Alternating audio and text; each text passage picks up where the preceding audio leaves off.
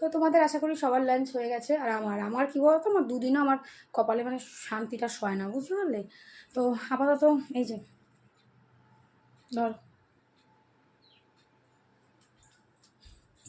শানের শরীরটা ভালো না, জ্বর এসছে ধর। তো কালকে তো মাংস রান্না করে রেখেছিলাম, তোমরা দেখেইছো, রিলসের মাধ্যমে তোমাদের বলেইছি। তো এখন এই যে ওনাকে এই ওষুধটা দিলাম, সকালবেলা ওষুধ খাইছি জ্বরের, এখন ঘরেই ওষুধ আছে সেটাই খাইয়ে দিলাম। এখন দেখা যাক কী হয়, তারপরে নাহলে আবার ডাক্তারের কাছে নিয়ে ছুটতে হবে আর কি। মানে দুদিন বাদে বাদেই চলতে থাকে আমার এইসব। মানে একটু মনে করি যে না একটু চলো রিল্যাক্স হচ্ছে একটু, যে মানে ডাক্তার মাথাটা খারাপ হয়ে এতদিন নিজের পিছনে করলাম, এখন আবার এই যে না, আর কি বলবো বলো। তো এই খাওয়া দাওয়া করে উঠলাম, তাই যে সকাল থেকে একটাও রিলস কিছুই দিতে পারিনি তোমাদেরকে।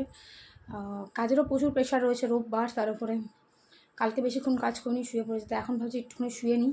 মাথা ব্যথা পুরো যন্ত্রণা করছে, জানি না, মাথা পুরো খিচ খেয়ে যাচ্ছে, মাথা ব্যথা পুরো যন্ত্রণা করছে। তো ওষুধপত্র খাইয়ে দিলাম, কাশির ওষুধ ছিল ওটাও খাইয়ে দিলাম, খাবার কোন রকমের কটা খেলো, বাকি সব খাবার ফেলতে হলো। এখন একটু শুই, তারপর আবার বিকেলে উঠে তারপর চলবে আছে রাত্রি 2টো অবধি 3টে অবধি কাজ।